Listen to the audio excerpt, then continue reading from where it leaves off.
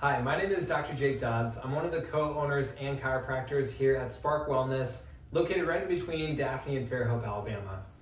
Now, if you're watching this video, more than likely you or someone you know is dealing with pain in the back of the head. And usually it's at that really uncomfortable spot right at the top of the neck, at the base of the skull, where it feels like if you could just get under there, it would feel better.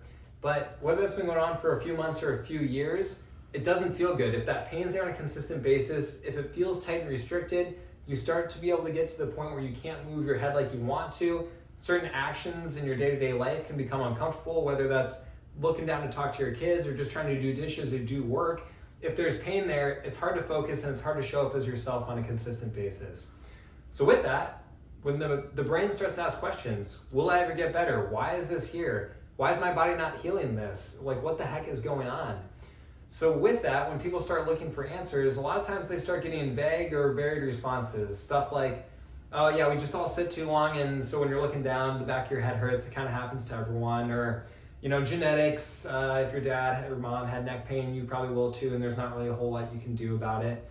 Or, hey, have you tried this other pillow other than the 10 different pillows you already have? Like maybe this chair other than the 15 other chairs that you've bought within the past 2 years. So there's all these answers we get, and it ends up feeling super frustrating, and people get to the point where it's like, I don't know what to do, and I'm kind of fed up with doing anything at this point. So before you hit that point, I want to give you one other perspective, because my biggest frustration as a practitioner is a lot of times people just don't know what all their options are or other things that could potentially be going on that's contributing to that pain right there at the back of the head. So one thing that we see gets missed all the times, even though it's absolutely critical, is the structure of the human body. And it's a simple idea of the human body is designed to operate from a certain position. The further it gets away from that, the more certain structures start to get irritated or even injured.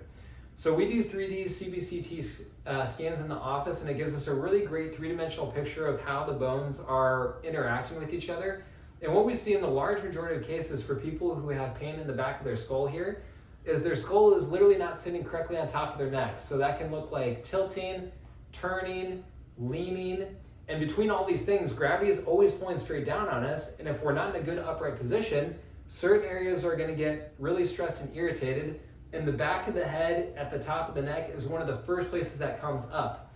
Because these muscles are just meant to be like nice movement stabilizers. What ends up happening is they start being these big tether cords to try to hold up your head, which can weigh anywhere from 15 to 20 pounds. So they're doing a job they were never designed to do. They're working way too hard.